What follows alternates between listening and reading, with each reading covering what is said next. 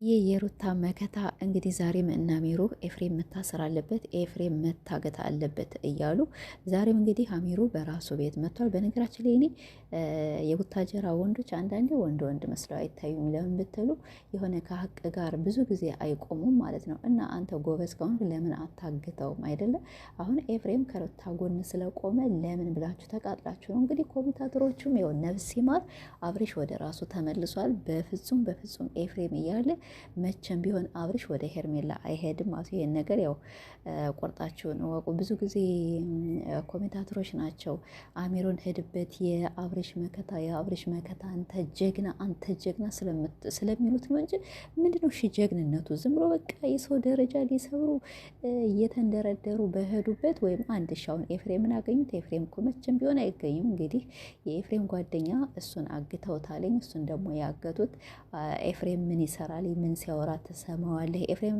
ከቤት የለም ከቤት ወጥቷልኝ እና የኤፍሬም ቤት መሰለኝ ሰብረው እንደዚህ የገቡት ይመስለኛል። የኤፍሬም ቤት ነው። እስካሁን የኤፍሬም ቤት አይቼው አላውቅም። እና እነሱም እንግዲህ ከቤት ገንጥለው ገብተዋልኝ። ግን እኮ አንድ ቁም ነገር አይሰሩም። አንድ ቁም ነገር የላቸው የወታጀራ ወንዶች ዝም ብለው እና ሚሩም ብዙ ናቸው እነ ጆን ምናምን የሚባሉት ደግሞ ዛሬ ደግሞ አዳዲስ ወንዶች መጥተዋልኝ። እና ስለዚህ እናንተ ቁም ነገር የሌላቸው ወንዶች ዙጥ ዙጥ አትበሉብን ማለት ነው። ቁም ነገር ያላቸው ማን ነው? አንደኛ ኤፍሬም ነው። ኤፍሬም ደግሞ የሩታ መከታ ጀግና፣ ከሀቅ ጋር የሚቆም በቃ አብርሽ ለሄርሜላ አይገባም። አብርሽ የሚገባ ለሩታና ለሩታ ብቻ ነው ብለው በታገለበት ያው ትግሉንም አሸንፏቸዋል አይደል? ኤፍሬም አንድ ነው። በነገራችን ላይ ብዙዎቻቸውን አጥቅቷቸዋል። ሁለተኛ ደግሞ ሩታ አንዲት ናት፣ ግን ሺ ሰው አጥቅታለች ማለት ይቻላል ማለት ነው። እና ሩታዬ የኔ ጠንበለል ያው ሂጅበት ነው ምልሽ። ብዙዎች እንግዲህ ያው ብር ስለሚላክላቸው እና ጀግና ጀግና ጀግና ስለሚሉ ያቺ ብር እስከምታልቅ ድረስ ግን በምን ቀዳዳ ይውጡ? መውጫ ቀዳዳ አኳተውን በነገራችን ላይ እና ጎበዝ ከሆኑክ ለምን ኤፍሬምን አታግትም ነበር? አንተ የሰው የምታግት ወይም ዝም ብለህ የምታወራ ወይ ወሬያቸው አይጣፍጥ ወይ የምትሰሩት ነገር ደህና ነገር አትሰሩ እንዴ? ከሰው ራስ ወረድ በሉ እንጂ ማለት ነው። አብርሽ ታሟል የምትሉ እናንተ ከኤፍሬም መቼም እናንተ አትቀርቡም አይደለ? ኤፍሬም ነው ለአብርሽ የሚቀርብ። አብርሽም እኮ ተናግሯል።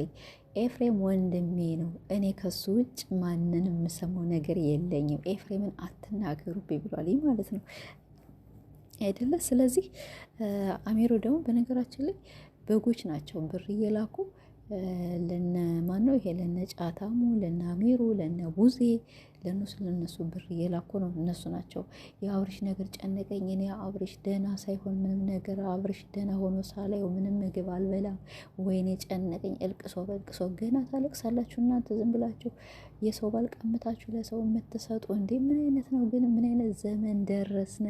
እና ኤፍዬ ያው ይመችህ። እንግዲህ ልጁም ታግቷልኝ።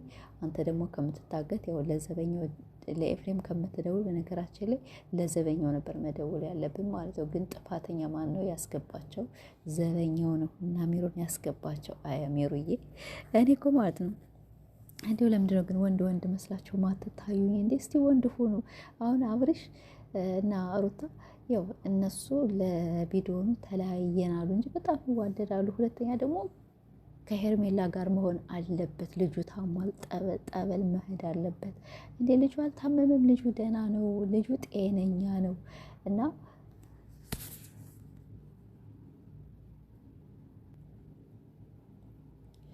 ከወንድም መሀልና እንደዚህ ያው መግባት ጥሩ አይደለም።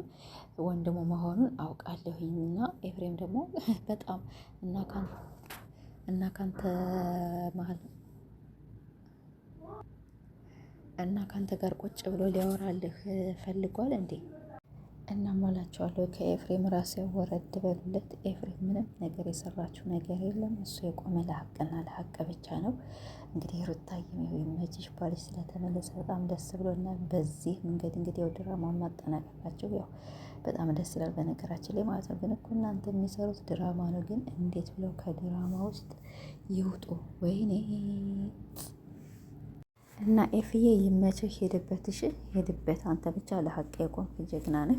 ማንም ምንም ቢለህ ማንም ቢዘቀዝቅህ መስሚያህል ማንንም እንዳሰማሽ እኛ ያለንልህ እኛ ጎበዝ ነን ማለት ነው። ለአንተ ሳንሆን አንቀርም። ለምን ብትል ከሩታ ጎን እስከሆነ ድረስ እኛም ከጎን እንቆማለን።